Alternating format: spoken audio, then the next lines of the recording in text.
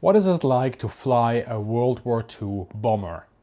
Well, I can't tell you, but I do know the people who can. This is Mike Maniero and Emmy Dillon, and they are pilots on an American B-25 bomber from World War II. I met them at Oshkosh 2023, and they were kind enough to give me some of their time to answer questions about what it is like to fly this magnificent aircraft. Now, this is a B-25J Mitchel, and it is operated by the Commemorative Air Force Minnesota Wing, and it is known in the aviation community as one of the best restored aircraft out there, set up to an exceptionally high standard and restored by the team who dedicates a lot of time and money to this project as an all-volunteer run organization.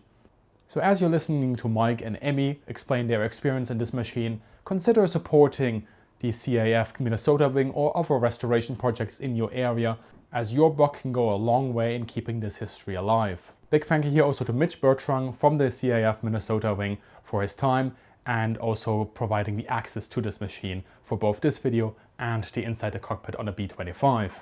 Hi guys, my name is Mike Maniero. I'm one of the PICs with the Minnesota Wing B-25 Mitchel. I'm Emmy Dillon. I'm one of the SICs for the B-25 Mitchel of Minnesota Wing. And what's your role in the aircraft then? So Emmy and I are both aircrew with the Commemorative Air Force Wing here in Minneapolis. And we both fly the airplane at various air shows and local events, as well as doing rides. And which aircraft are we in now? We're right now sitting in Miss Mitchell. She's a North American B-25J model.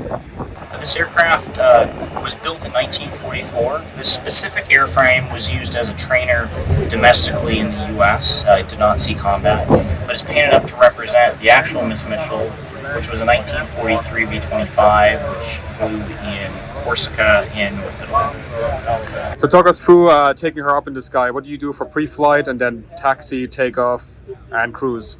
So prior to flight, we have a ground crew who takes care of pre-flight of the airplane, and then as the flight crew, we review all the pre-flight to ensure that the fuel level and oil level is safe for our required operation. And then prior to start, we have a checklist that we review, and as a crew, depending on who is flying or the monitoring pilot, we then review all of the important items, such as we discussed, the fuel and the oil, the various flight control positions, to ensure that the aircraft is ready for an engine start. At that point, we have the battery switches up here that we turn on. We do various tests of the lights and fire detection system, and then we turn on the fuel pumps and prepare the aircraft for engine start. Starting the B-25, it's a two-hand process for the pilot flying. We have 3 engine start switches here.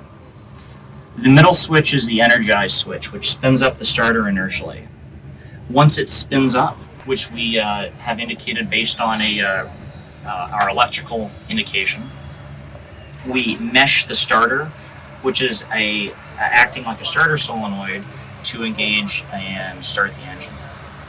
At 6 blades, we begin priming and turn on the magnetos. And around 12 blades, the engine begins to catch. At that point, we begin running the engine with the primer, and once it is running, it's sustained, we then move the mixture to the full rich position. We're looking for about 800 RPM to 1000 RPM, and initially we're looking, once we turn our fuel boost pump off, that we have fuel pressure, oil pressure, hydraulic pressure, and suction recovery. What setting do you run them on takeoff? So for takeoff, on power setting is 44 inches of manifold pressure and 2600 RPM, which would be considered full power for the aircraft.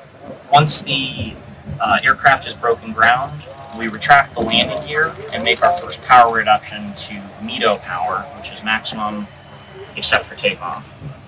We'll reduce the power to 40 inches and 2400 RPM, which is indicated at the top of the green line here. Accelerating through 145 miles an hour, which is the safe single engine speed of the aircraft, we retract the flaps and accelerate to 160 to 170 miles an hour, where we then reduce power to climb power, which is 30 inches of manifold pressure and 2200 RPM. And how does she fly? She's the heaviest thing that I've flown, the biggest airplane that I've flown. but very responsive. Every input that you make, she responds exactly how you would expect it to be.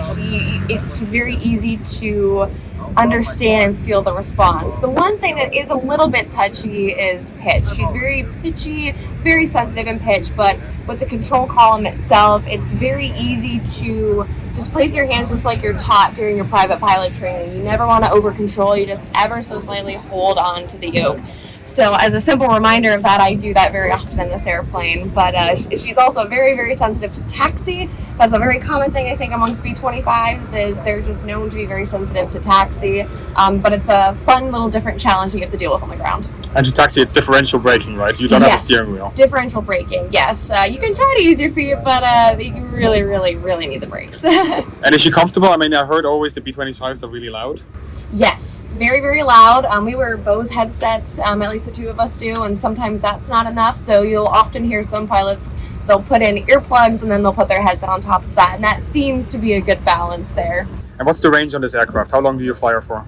We'll typically fly up to about 4 to 5 hours, depending on the endurance and power settings we run, which for the majority of our operation allows us to stay within one fuel stop. And do you usually come to flight shows? Do you offer like flying experiences?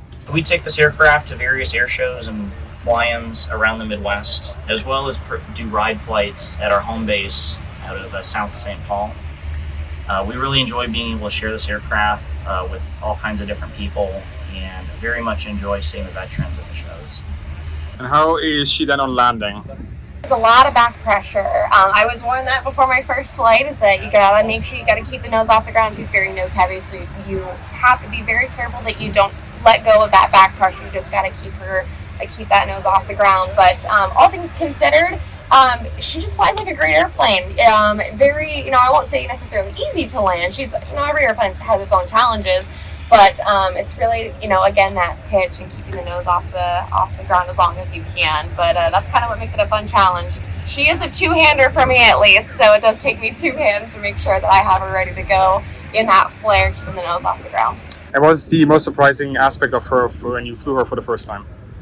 For me, when I flew her for the first time, we went through the stall series, and I think just how she stalls. She's very nimble, very docile, and that behavior, for some reason, I just wasn't really expecting. You wouldn't expect an airplane this big and this, meaty and beast, and just a beast of an airplane to be so docile in the stall series that we do during our training process. So that was very, very eye-opening. And if there's anything in this aircraft that you would like to change?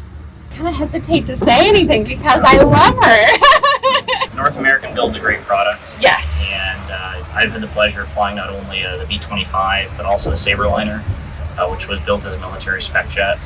And across the board, they build phenomenal products, as of course we know through the Mustang. And if anybody wants to book a flight experience, where do they go? Our website to book a flight is cafmn.org, and you can see our schedule both for our home fly days in South St. Paul, as well as at the various shows we go to. Okay, thanks very much, guys. Thanks for having us. Check out the description for links to the CAF Minnesota Wing to see how you can help out or have a flight experience. Big thank you here again to Mike, Emmy, Mitch, and also Douglas Hildebrand for some of the footage that you've seen in this video. As always, have a great day and see you in the sky.